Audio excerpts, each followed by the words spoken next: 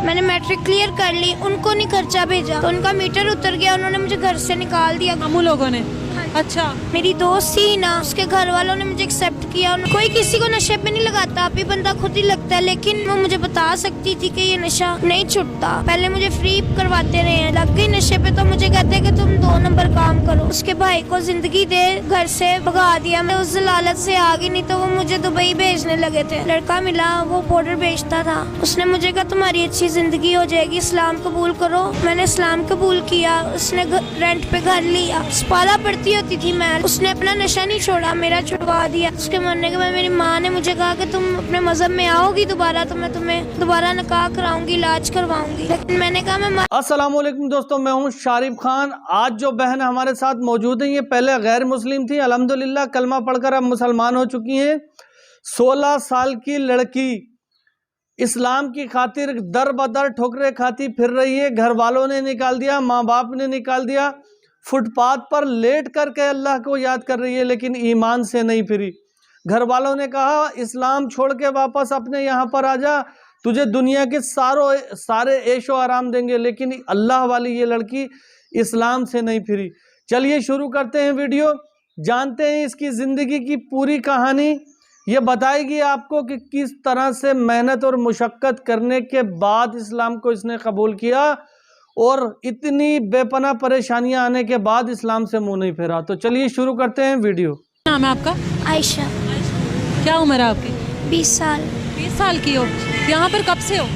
मुझे 2-3 साल हो गए हैं। 2-3 साल हो गए हैं या इससे ज़्यादा हो गए? नहीं, इतने साल ही हो गए। हाँ जी। क्यों यहाँ पर, ऐसा क्या हुआ जो यहाँ पर मौजूद हो आप? बस मेरी मम्मा मुझे नर्सरी से लेके 10वीं तक हॉस्टल में छोड़ गई। तो कहाँ पे छोड़ा था मामा ने? हॉस्टल में, बोर्डिंग में। बोर्डिंग में छोड़ा था आपको? अच्छा। तो मैंने मैट्रिक क्लियर की तो मामू पहले कौन से बोर्डिंग में? शेखुपुरे में। हाँ जी। अच्छा, फिर? तो मेरे मामू पहले ही मुझे मेरी सिर्फ फीस देते थे, मेरा खर्चा वगैरह नहीं। कोई त्यौहार आता था तो अपने बच्चों के ही मुझे पुराने कपड़े दे के तो ईद वगैरह पे मुझे लेके जाते थे बाहर। लेकिन मम्मा का फ़ोन आता था तो मुझे सेपरेट होके बात नहीं करने देते थे, मतलब कि मैं उनको बता ना दूँ। तो बस उसके बाद मेरी मामा ने खर्चा नहीं भेजा उनको 2 महीने का। मामा ने हॉस्टल का खर्चा नहीं भेजा? नहीं, मैंने मैट्रिक क्लियर कर ली, उनको नहीं खर्चा भेजा तो उनका मीटर उतर गया, उन्होंने मुझे घर से निकाल दिया गुस्से से। मामू लोगों ने? अच्छा। तो मेरी दोस्त थी ना, उसके घर वालों ने मुझे एक्सेप्ट किया, उन्होंने मुझे रखा अपनी बेटियों की तरह। लेकिन कोई किसी को नशे पे नहीं लगाता, अभी बंदा खुद ही लगता है। लेकिन मैं मानती हूँ मैं नशे उसके साथ करने शुरू हुई थी, लेकिन वो मुझे बता सकती थी कि ये नशा नहीं छूटता। अल्लाह पाक किसी दुश्मन को भी ना लगाए, ये बहुत बुरी चीज़ है। कौन सा नशा करती हो आप? पाउडर, टीके लगाती हूँ। हाँ जी। पाउडर भी? हाँ जी। तो उसके घर वालों ने, जब मैं नशे पे लग गई, मजबूर हो गई, पहले मुझे फ्री करवाते रहे हैं। जब मैं लग गई नशे पे तो मुझे कहते हैं कि तुम 2 नंबर काम करो। हाँ जी। तो लेकिन अल्लाह पाक उसके भाई को ज़िंदगी दे, उसके बच्चों को रिज़्क, बहुत ज़्यादा रिज़्क दे, वो बैठ के खाएं तो ख़त्म ना हो। उन्होंने मुझे घर से मतलब कि ना भगा दिया, मतलब कि उनसे चोरी।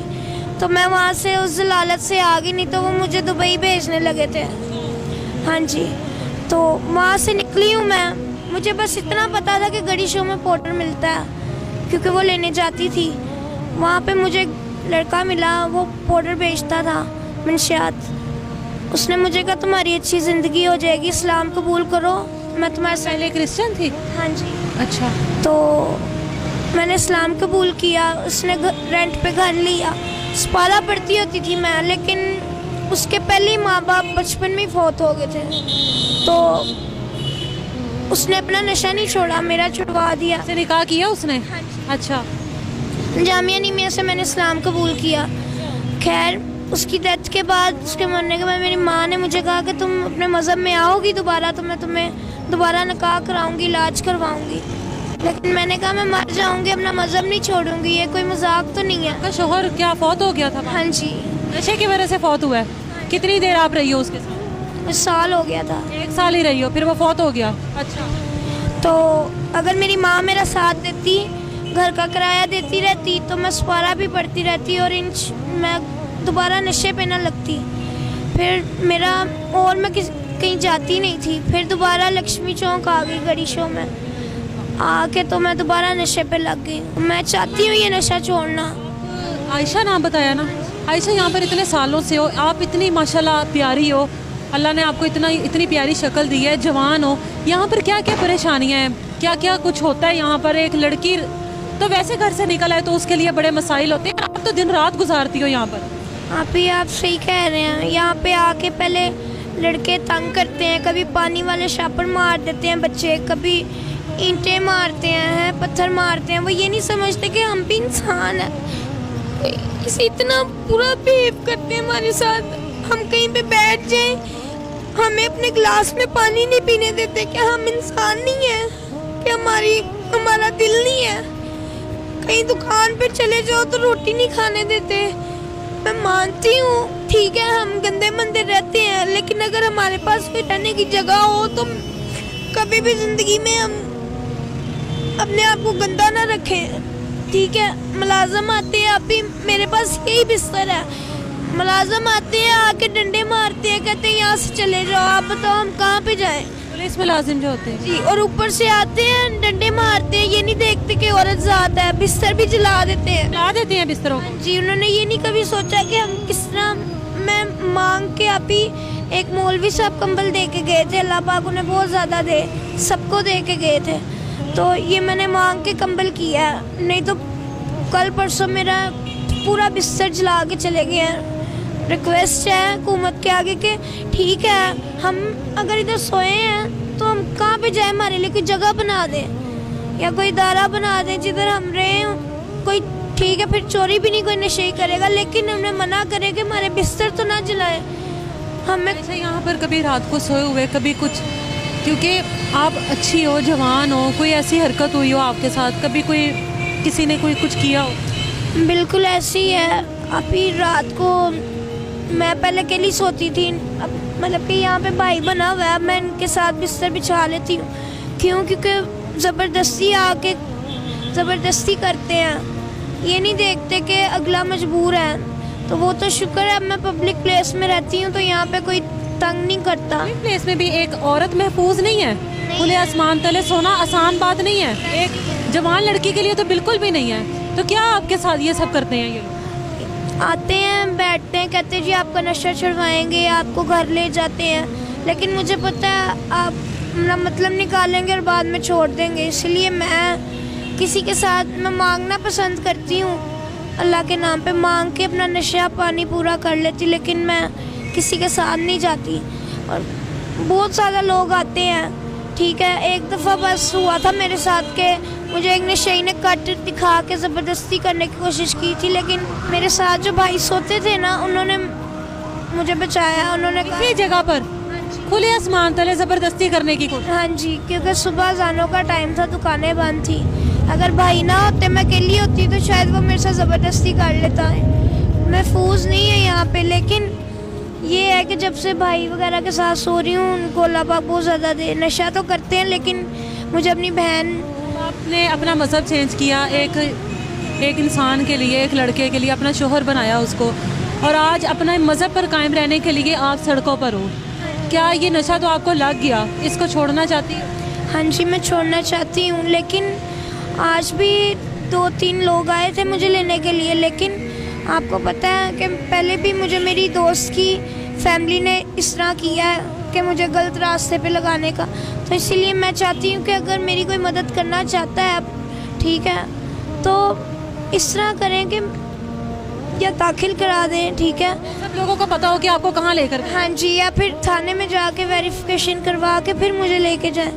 इस तरह तो नहीं ना। ऐसे आप किसी के साथ नहीं जाना चाहती हो कि कोई भी आए और आपको कहे कि हमारे साथ चलो इलाज? आप प्रॉपर तरीके से जाना चाहती हो, सारे लोगों को पता हो कि आपको ले जाने वाला कौन है, आपका इलाज करवाने वाला कौन है? बिल्कुल भी। नशा छूट जाएगा तो क्या चाहती हो ज़िंदगी में, क्या करना चाहती हो? अभी तो बहुत छोटी हो। मैं तो अभी यही चाहती हूँ कि मैं मिसाल बनूँ और नशेइयों के लिए, कि मैं नशा छोड़ने से बंदा नहीं मरता, बंदा करने से मरता है। तो मैं चाहती हूँ कि मैं ऐसा कोई अदारा बनाऊं या कोई ग्रुप बना के और नशेइयों को भी छुड़वाऊं, उनको एहसास दिलाऊं कि वो खुद अपने मुंह से कहें कि नहीं हम नशा छोड़ना चाहते हैं। हाथों में किस चीज़ के निशान है? यहाँ पे इंजेक्शन के हैं। ये देखें, ये 20 साल की लड़की है और इसने अपने आप के साथ क्या जुल्म किया हुआ है।